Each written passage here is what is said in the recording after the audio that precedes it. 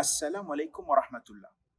L'orthodoxie islamique considère les musulmans ahmadis comme des hérétiques, des infidèles, des mécréants et des égarés parce qu'ils ont accepté Hadrat Mirza Ghulam Ahmad alayhi salam comme le Messie promis et l'imam Mahdi prophétisé par le saint prophète Muhammad sallallahu alayhi wa sallam.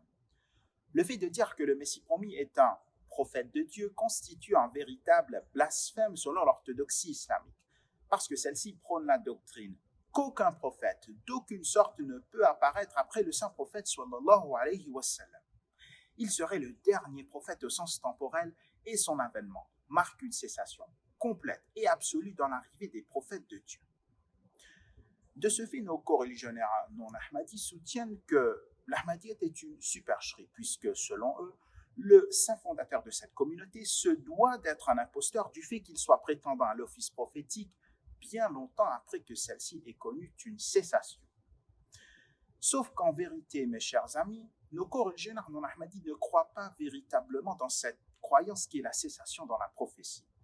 Alors que d'un côté, ils se disent être les porte-étendard par excellence de l'abolition du prophétat, des grands défenseurs de la finalité sacrée du saint prophète Mohammed sallallahu alayhi wa sallam, de fervents opposants de tout celui qui ose proférer l'impardonnable blasphème qu'un prophète peut toujours être suscité,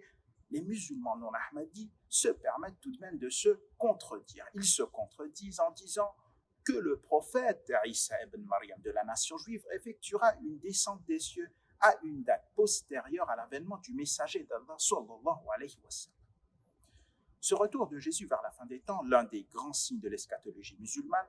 fera de Isa ibn Maryam un prophète après le saint prophète sallallahu alayhi wa sallam. Ceci est une contradiction flagrante dans la croyance des musulmans non ahmadis. Donc, si c'est un crime ou si c'est un blasphème de la part des ahmadis que de croire dans l'avènement d'un prophète après le saint prophète sallallahu alayhi wa sallam, nous sommes confrontés à l'inexorable conclusion que les musulmans non ahmadis sont également des complices de ce crime, qu'ils sont coupables de ce même blasphème et qu'ils sont nos partenaires dans cette erreur au vu de leur croyance que le prophète Isa ibn Maryam reviendra. Ainsi, la différence entre les ahmadis et les non ahmadis concerne non pas la venue d'un prophète après le saint prophète sallallahu alayhi wa sallam, mais bien l'identité du Messie promis.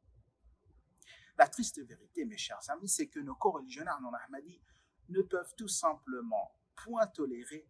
la croyance ahmadie de l'avènement d'un Messie musulman à la grandeur du prophète Isa ibn Maryam au sein de l'Ummah mohammedienne. Ils ne peuvent point supporter la naissance d'un serviteur dévoué du saint prophète sallallahu alayhi wa sallam parmi les musulmans, c'est-à-dire un élève nourri par l'entraînement spirituel imparti par le meilleur des livres et la meilleure des sunnas qui apparaît au sein de la nation musulmane dans le but d'initier un processus de reviviscence au sein de celle-ci. Selon l'orthodoxie musulmane, il est meilleur, voire même désirable d'emprunter, de mendier à la nation juive pour que celle-ci nous envoie un de ses prophètes pour mettre de l'ordre dans notre umma, comme s'il n'existait même pas un seul individu musulman dans le monde entier apte et qualifié à être investi au titre de Messie. Tout comme l'exemple d'une nation dont les hôpitaux sont en pénurie de médecins experts, ce qui l'a contraint à prendre les services d'un médecin étranger pour traiter ses malades. Mes chers frères et sœurs de l'orthodoxie musulmane, une question pour vous. Cette contradiction au sujet du prophétat dans laquelle vous croyez et que vous aimez tant, pourquoi tenez-vous tellement à l'imposer sur nous?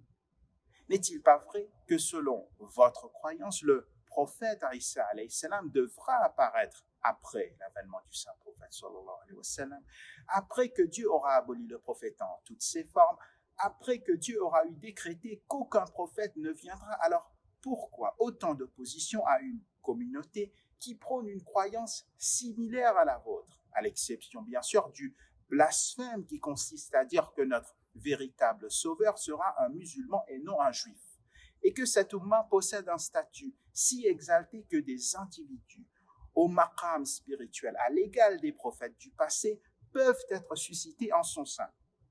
Donnez-moi une seule bonne raison de délaisser cette croyance et de nous associer à la vôtre. Pourquoi devrions-nous abandonner notre croyance que le Messie de l'islam est un musulman en faveur d'un Messie juif?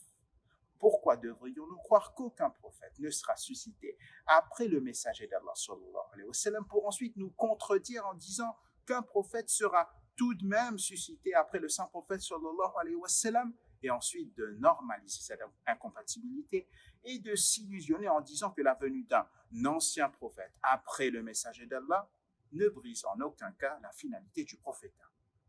Et plus important encore, pourquoi devrions-nous croire que le prophète Isa ibn Maryam, dont vous attendez la venue, est aujourd'hui vivant au ciel depuis plus de 2000 ans, alors que le saint prophète Muhammad sallallahu alayhi wa sallam est mort et enterré à Madina Munawwara?